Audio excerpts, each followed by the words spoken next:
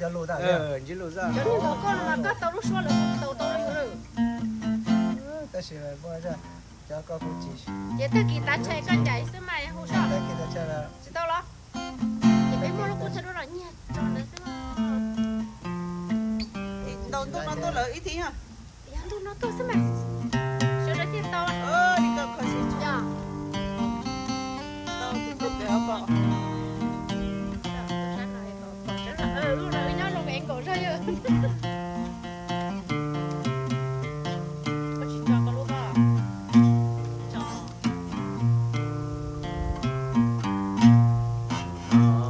Tao nó trong vẻ học bảo à. Tập ra. Tao nó trong vẻ học bảo lo à. Chỉ mấy bữa tóc à.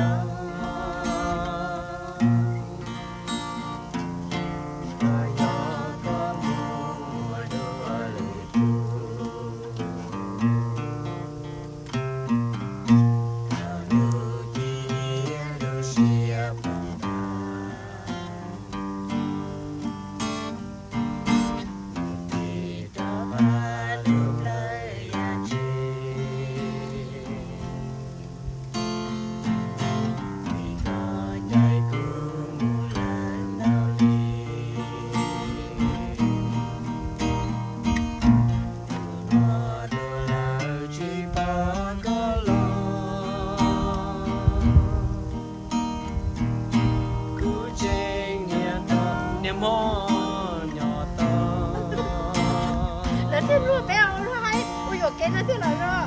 Nhà mò nhỏ to cởi vừa trở lo. Ở nó to à? Ok. Ok câu nữa. Ok đó hả? Cơ nữa lên đấy. Đó ok biết rồi. Lia chị Lia coi vậy do à? Chị bỏ cái chỗ nó, thế chị tao cô. Hả? Giờ có khỏi Lia gì nhẹ. Rồi ra xin nhẹ chị tao thế thôi. Ok Lia nói thế cơ vậy. Ok.